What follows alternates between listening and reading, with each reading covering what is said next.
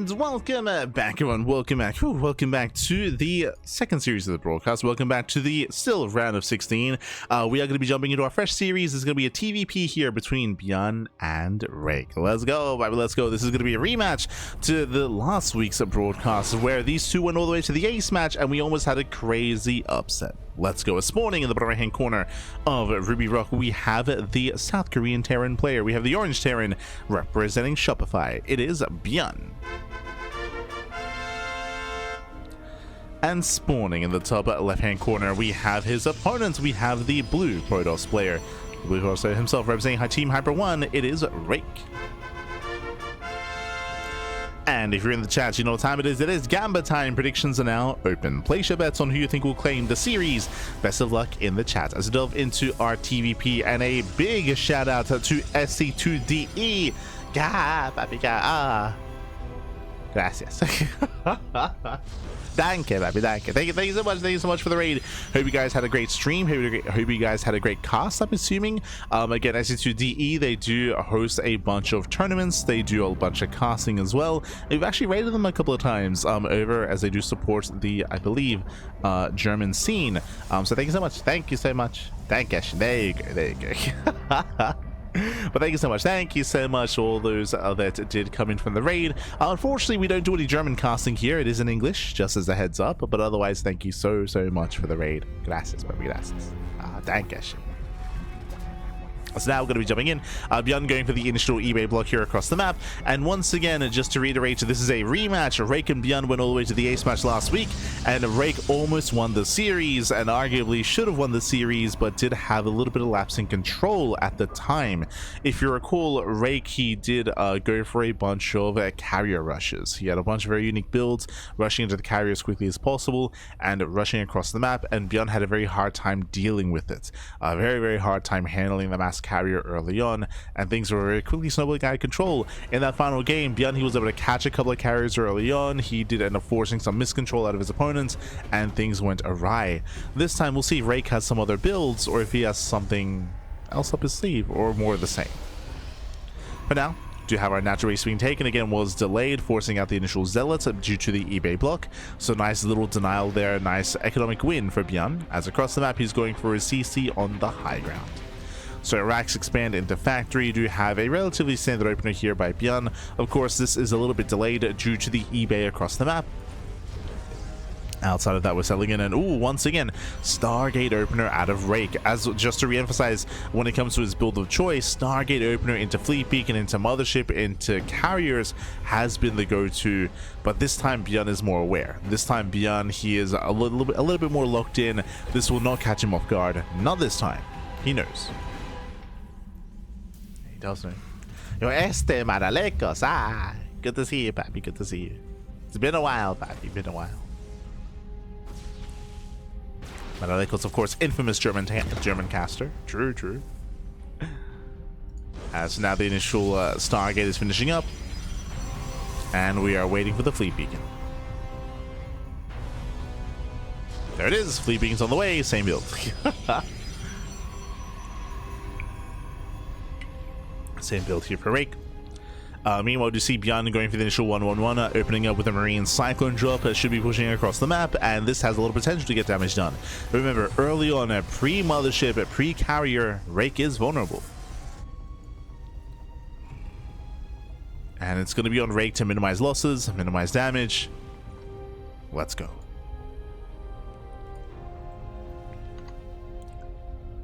Let us go. As the drop is coming,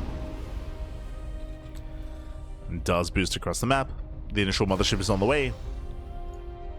Here comes the Cyclone, here come the Marines, here comes everything. There's one battery to defend, there's one Stalker, one Zealot, and one Adept. He dies, shades out, no, he's gonna lose the Adept for free. Yeah, big misstep here. Now he's down to only 2 units, warping in a Stalker as we speak. It's gonna be a rough defense. Losing 1 unit already. Forced to engage. So far, Minimac does keep everything powered, does keep everything alive, and the natural's being broken. Pylon goes down, depowers everything. There is no battery. Backup pylons on the way, local on the Stalker. Boys are being pulled. No, sorry, they evacuate. Oh. Yeah, they don't quite engage. And there's no saving that natural. Second Cyclone has arrived, and ByuN is snowballing out of control. He has broken that natural base. Carrier is revealed. And can we hold on with the help of the carrier? Does get one of the, does get one, does get two Stalkers already? Jesus. Two Stalkers go down. Second battery does finish. But out of interceptors. And no interceptors here. Rake has to rebuild. There we go. Now does pull the boys. The boys are being pulled. Can he save his natural? Can he save it, Pappy? Does pick up a couple of Marines, but again, there's just not enough DPS here. There's not enough interceptors. Not enough carriers. And with that, Rake, he's being broken. And again, this is the downside of relying on the same build multiple times in a row against ByuN, or against any top player, really.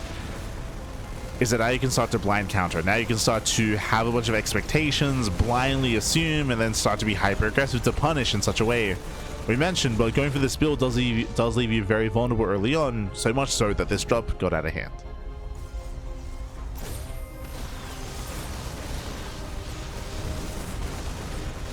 Interceptors, they do move out. They do focus on the medevac at least. They get the medevac. Lock-on is broken. Boys are being pulled. One of the Cyclones is exposed. But this is still critical damage. Oh god, so many probe kills. Yeah, 20 probes going down. Marines and Cyclones, they just trade against the army. They trade against the interceptors. Rake, he does break out, and he's all in. Rake is all in. Rake is down to 7 probes back at home, barely an economy. ByuN back at home, he's working on Marines, Viking production. He's setting up and getting ready to receive the eventual counterattack.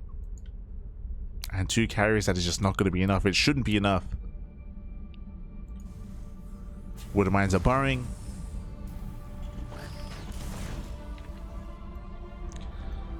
We have 1 mine shot available currently.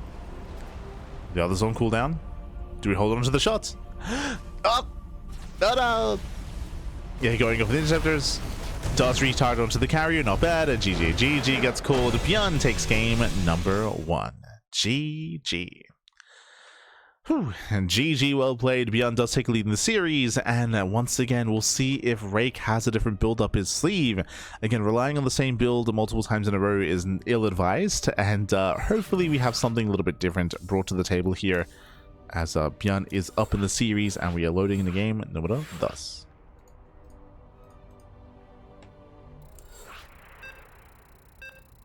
Gonna be loading into Winter Madness.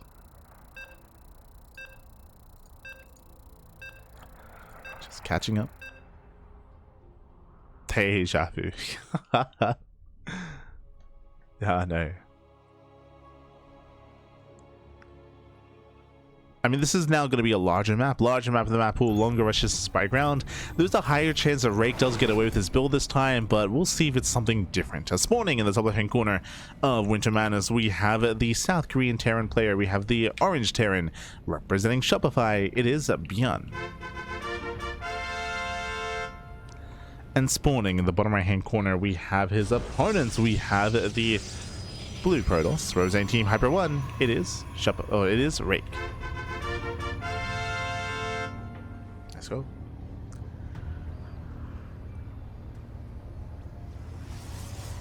Let us go.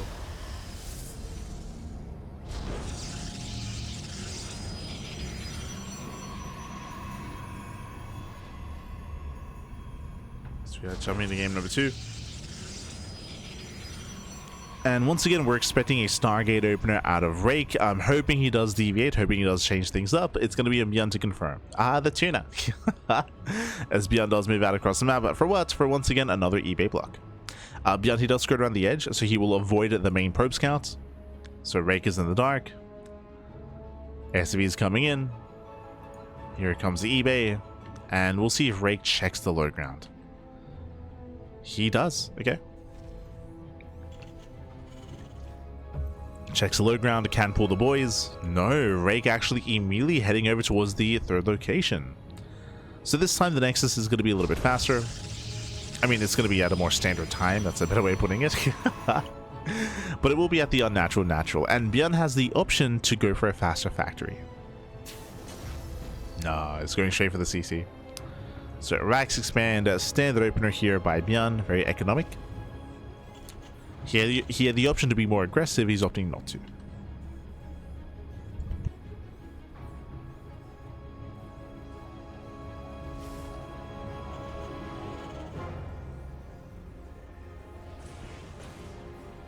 Meanwhile, the Cybercore is finishing up. Rake will soon have his tech of choice. Stargate or Twilight Council.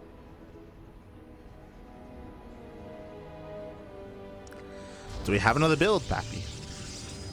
Getting safety batteries. We have one battery at the natural, one battery in the main. The reason for these safety batteries is because the army is split, so it's going to be very awkward for the units to move and rotate back and forth. And yep, once again, Stargate. Ooh, Stargate opener. So once again, it's looking like a carrier rush. It's looking like the same build, but it is delayed because of the placement of the natural, but also because of the batteries as well. Investing into 2 batteries does also slow you down.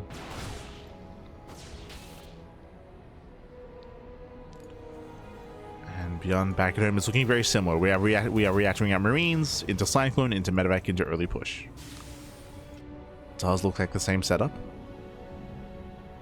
Assuming we'll go for the same build. We are making that assumption. Yep, there we go. So same build, same opener. Soon ByuN will push out, and Rake this time is going for the early Phoenix. Oh, okay. Different build. Early Phoenix into Robo. No Fleet Beacon, no Carrier Rush. Not this time. But Rake is still in trouble. The issue here is that it's still going to be an aggressive build. Phoenix is revealed. The Reaper does not scout the Robo. Oh no, he sees. Did he click in time? Did he click? Regardless, the army is coming. And Phoenixes, they struggle defensively. Like Phoenixes, they're not built to defend, not like this. They can lift 1 unit at a time. Army gets spotted.